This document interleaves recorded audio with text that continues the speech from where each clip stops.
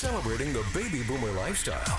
This is Boomer Life with Sterling Fox on AM 650. Oh, we're talking all things diamond on this episode of Boomer Life. Stephen Benoliel is with us from Canadian Estate Diamonds and Canadian Noble House Diamonds. Two enterprises, same address, 736 Granville Street, just off Georgia, 8th floor. And in that building, Stephen, you were saying, are concentrated an enormous collection of some of Vancouver's most talented and creative designers.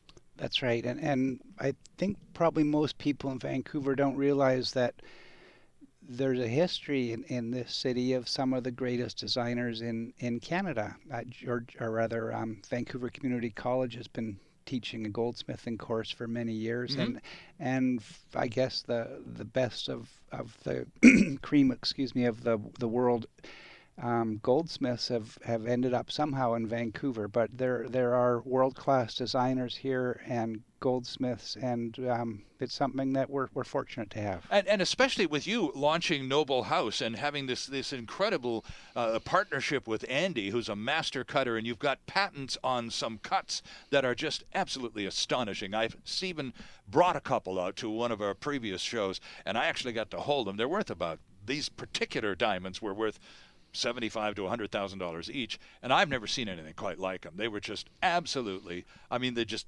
sparkled. The brilliance was just astonishing. Took my breath away, I'll tell you. Right. I haven't been that close to the whole diamond thing, Stephen, since I was a young guy out there looking for the right one for my intended. Now, we were fortunate a couple of weeks ago. We had a visit from one of our former producers on this program, Art Factora, who listened and shepherded you through a few shows, took the message to heart, and when it came time to propose to his intended, Kristen, who is a good friend and a lovely lady, Art and Kristen went down to Noble House Diamonds and got a ring, the likes of which, it's, as you were saying moments ago, a one-of-a-kind, an absolute one-of-a-kind. Kristen knew exactly what she wanted. Do most young women who are getting engaged, do they have a better sense of what they would like than the guy who's going to go out there and try to get them something they'd like?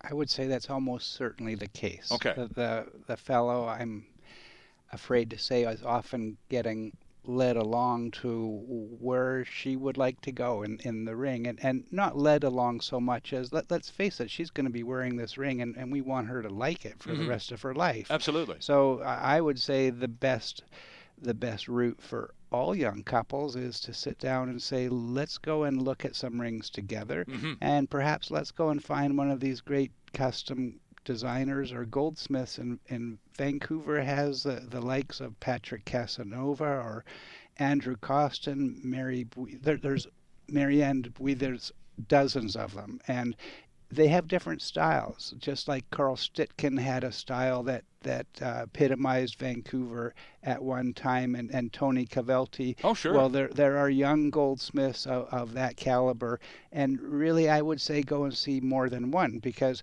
most designers have a style that is their own. Right. And it might not be the one that appeals to you. And that's one of the things I found about the Noble Cuts. When I'd take them out to jewelers and I'd present them different models, expecting them all to go to one or two and say that's where you should go, it doesn't work like that, because taste in all of us is separate, is Absolutely. different. Just Yep. like in music, your taste might be different from mine. It's not bad or good, it's just different. Yeah. Right. Yeah. So that's why you should perhaps go and visit more than one goldsmith. Go to 3 or 4, or go online and find the different designs that are offered by custom designers in Vancouver. Because guys, left to our own devices, we mean well, but we're just not the sharpest tool in the shed. And when it comes to you're in love, you want to marry this beautiful woman, you want to spend the rest of your life with her, and you want her to know that. So your idea of an engagement ring is big. I love you big, baby. So here's a big ring. Here, wear this sparkler. And that's the way guys think. And, God bless us, we mean well, Stephen, but perhaps a conversation with the lady of the moment would be very, very well advised. That's right. And you know, for my wife's 50th birthday, I got her a one-horse open sleigh. And I'm still regretting it because she has not let me forget that was not really what she wanted. So let's sit here and decide we're not wearing this ring. Right. We're trying to make the person that we love happy. Sure. Let's go with them. Let's enjoy the experience because I know these people will make this a great experience. And for me, we can design a great diamond, but we are not great at designing great rings, but we can steer you to the best in Vancouver. Right. And I would say go and visit more than one. Right. Because it'll be fun. You can go through the repertoire of what they've made before, and you can make something that's uniquely you, something to your taste. And as Art discovered, and he told us, he shared this with us when he visited us on the show, he and Kristen went to the typical sort of retail shopping mall jewelry store. They kicked a lot of tires, as you recommended they do, and so they had a budget in mind. They had well, we'd like to keep it between this and this, and so they went out and they found out what the retail industry, what you find off the street and in the malls, what you could get for that dollar. And then they took exactly the same dollar amount down to you, and oh boy, did they do well. Talk about a good bang for the buck, and it was just because of the type of shopping they were able to do. That's right. They had fun with it, and they made life easy for us, having gone and shopped and then realized exactly the kind of diamond shape, that design they wanted, and the kind of ring. And by coming to us and saying, this is what we found, what can you do? We made them happy. We made them a ring that is unique in the gold and the design, and save them some money. And we got to experience the feelings that they were sharing, and a great moment between them. And I suppose the bottom line to it all is that, you know, if you do have a budget, then you're always looking to get the most value for whatever consumer dollar you have to spend.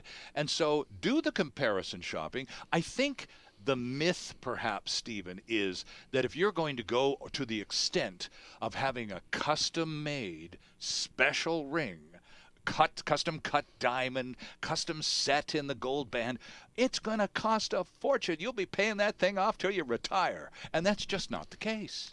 More so today than ever before, because the margins in diamond, with the vertical integration of the industry, are smaller than ever. So people can and do get more diamond for their dollar. That's part of the evolution of any business, as well as the consumer becoming more discerning, and the fact that these gem labs are taking swindling out of the present.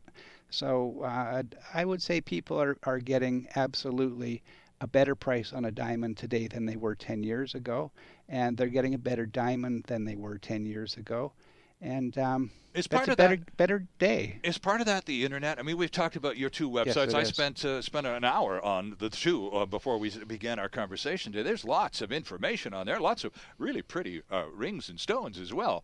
Right. But with the internet age, we Canadians are voracious consumers of the internet as well. So as a people, we tend to be slightly more elevated in terms of information. We know we got that Google machine thing down right tight. And when we want to know something, we find out. So the public is a better informed consumer group. Better informed, and as well, they can bring the shopping of the world to their doorstep. Sure. And one still has to be careful in such a thing as a diamond, because the maximum know and trust your jeweler still is in the game. Sure. You wouldn't order a mail order diamond, and you have to think of that as a consumer on the internet.